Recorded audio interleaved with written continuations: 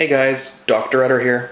It's March 8th and it's 20% of the way all the way back to Christmas again. Can you believe that? Anyhow, I watched a video today by Endless Mountain Derek, and quite a good video. I'll post this as a response to that one so you could check it out too. Inside that video he mentioned a 600-year silver chart, and so I looked it up. The link's in the sidebar if you want to call that up while I'm talking. It's quite an interesting chart. It shows that in 1477 the silver price went up to $806 in when the chart was made, 1998. In 1998 dollars it was 806. But if you add 30% to that, because that's how much inflation has been since that time, since 1998, you get $1,047 in today, 2010 US dollars.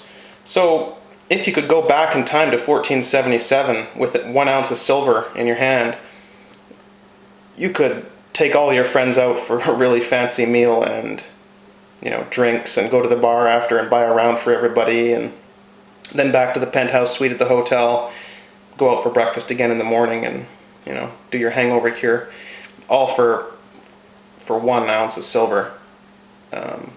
That's pretty incredible. I think that silver has been worth over $1,000 in today's money at various times in the last 600 years. So check out that chart, pretty interesting. It's the blue line you're following. Obviously the yellow line is a gold-silver ratio.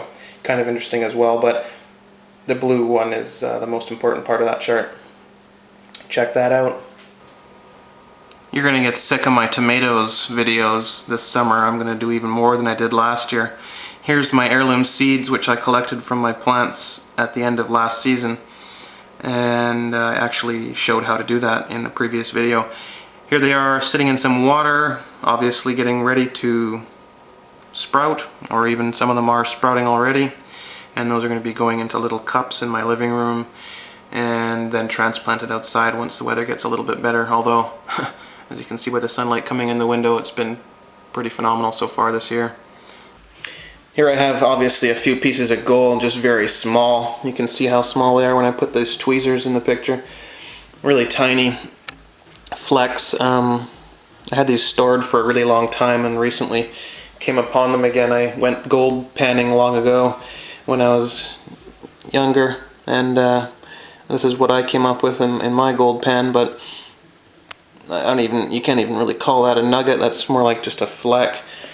Even the bigger one there, but I don't know, I keep them just more for interest than they're actually worth anything. Although I guess if you were in Zimbabwe, that would probably buy you enough food for a couple of days to feed your family. Here are some small gemstones that I found when I was gold penning. Actually, they were in the same spot as the gold, so no one's probably interested in that, but I figured I would just throw it on screen there for a few seconds to show you. These are called garnets. They're often found when gold panning. They're heavier than most sand and rocks of the same size, so they do sink to the bottom, and then you end up with them in your sludge when you go to pick out your gold if you found any. These are obviously more common than gold, and I don't think they're worth anything, or if they're worth something, they're worth very little, but I kept them just because they're kind of cool. One more thing, guys. What you're looking at here is argent. That's the French word for silver, obviously, but it's the French word for money as well. And I think it's been said a lot of times, but bears repeating, that silver and money are the same thing in most languages. English, obviously, we have different word for both, but in most languages, especially historically, silver and money mean the same thing, which I thought is pretty interesting. And lastly, I'm including a link in the sidebar to an inflation calculator. You can just put in what year you want to start at, what year you want to end at, and your dollar value, and it will calculate what the inflation adjusted figure is. It's quite a useful little tool. It goes back to about 1800. That's it for today. Have a good one. Talk to you soon.